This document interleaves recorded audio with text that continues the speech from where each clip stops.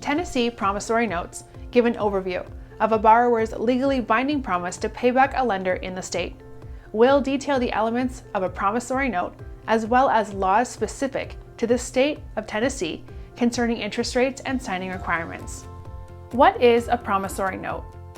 A promissory note is a relatively straightforward do-it-yourself document that outlines the terms for the borrowing of money and how the borrower will pay back the funds to a lender, which could be a bank or an individual. Promissory notes are legally binding and are more detailed than a simple IOU form, but less comprehensive than a standard loan agreement.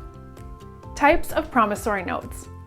Promissory notes come in two kinds, either secured or unsecured. There are advantages and disadvantages to each type of note for both the borrower and the lender in varying situations. Secured promissory note. A secured promissory note is backed by an asset of value such as a vehicle or a home. If the borrower does not pay back the loan within the agreed upon time frame, the lender has the right to acquire the property of the borrower. Unsecured promissory note. These notes do not allow the lender to secure an asset for money loaned. This means that if the borrower does not satisfy the loan, the lender must seek restitution in small claims court or through other legal processes.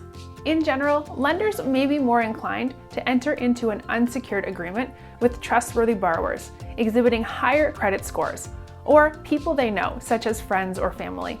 Lenders might also charge more interest and could have the possibility to make more money off of unsecured loans because of their higher risk, where secured loans pose less of a risk.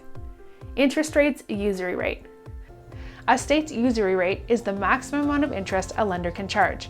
Lenders must be mindful of usury rates, as charging a higher interest rate than allowed can incur penalties. In Tennessee, the maximum rate of interest is 10% per year if the agreement isn't written. Otherwise, the maximum rate is the applicable formula rate published in the Tennessee Administrative Register on the first of each month.